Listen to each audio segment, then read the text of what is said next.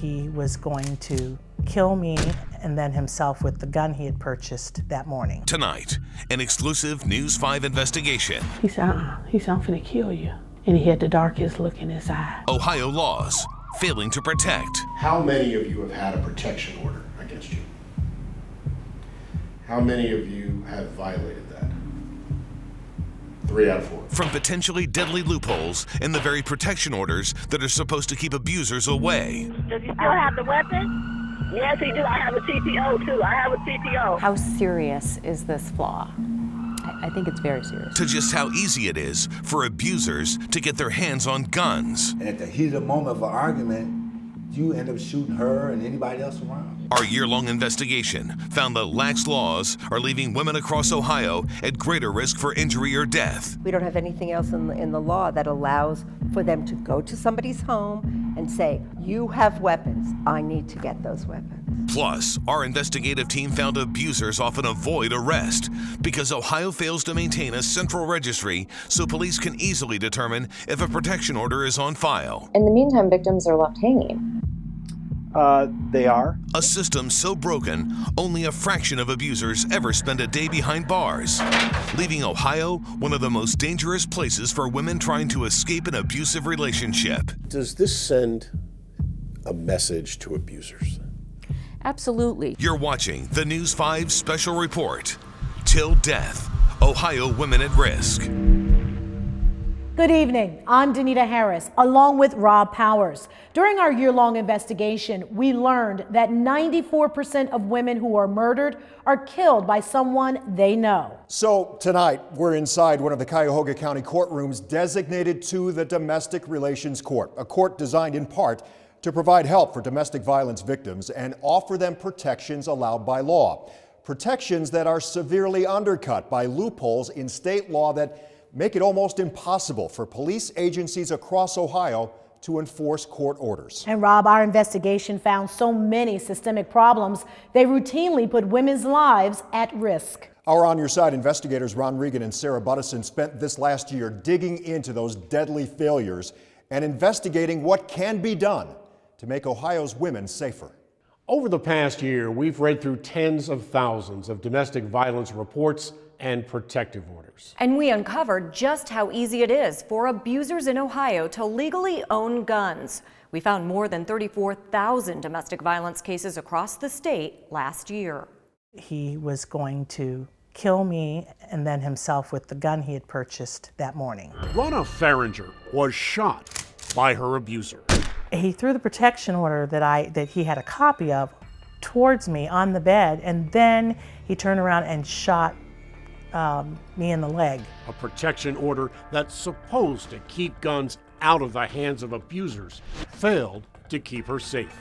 They're issued by judges who, with the check of a box, can ban abusers from entering homes, order keys be surrendered, or guns turned over. Did it keep a gun out of his hands? And it did not keep a gun out of his hands because he went and purchased one. Purchased from a gun collector, where background checks are not required. But we found even at licensed gun dealers, where existing federal law requires background checks, many protection orders never show up. Why? Emergency temporary orders, like the one issued in Ronna's case, are not even filed in the federal criminal database. And Ohio has no state law requiring protection orders and criminal backgrounds be checked as well. It doesn't stop them from obtaining a weapon. Nobody asks to see or if there is a protection order against anybody buying a gun. Even more troubling, if an abuser already owns a gun, Ohio also has no state law authorizing the cops to take it away. We don't have anything else in the law that allows for them to go to somebody's home and say, you have weapons, I need to get those weapons. Alexandria Rudin is an expert on Ohio's domestic violence laws, who has represented victims for more than 30 years. I think that in this particular area, that a law could save more lives. Lives of women like Emily Young, The Orville mom had a protective order against her husband, but just one day before he was supposed to be sentenced on a domestic violence charge, he shot and killed Emily, while their 6-month-old twin daughters sat just feet away in the back seat of their SUV. Both Emily Young and Ronna Farringer are victims of a system riddled with loopholes, a system abusers are intent on exploiting.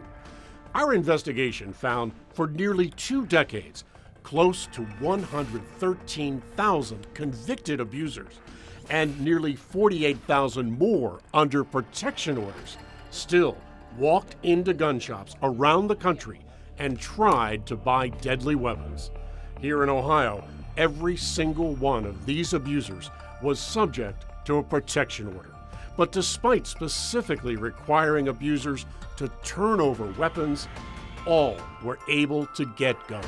We suspect that there isn't a lot of confiscation that's happening. Dr. Shannon Fraterelli is one of the nation's leading experts on gun violence.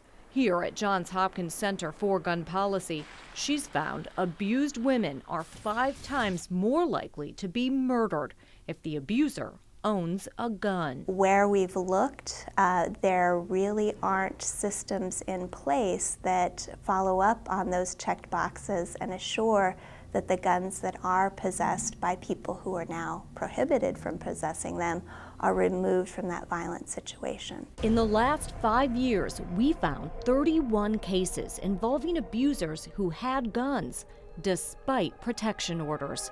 And in this case, the alleged abuser was even allowed to keep his gun. In another case, deputies confiscated a half-dozen weapons, but the abuser kept another tucked away. You've been told by the court to do something, and we're going to trust that you're going to follow the court's orders. And I'm not sure that we do that in many areas of law when the stakes are so high. But gun advocates argue new state laws are not needed, just better enforcement of existing federal law. Even victims can be more vigilant. Don't accept police saying there's nothing we can do. But it sounds like you're blaming the victim.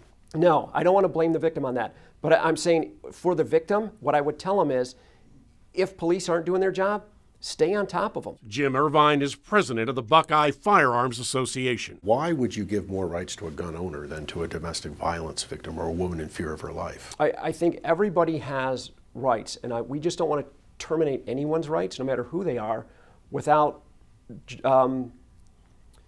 what's the right word? But if someone dies, that's a high price to pay. It is, but also taking someone's ability to defend their own life away is a high price to pay.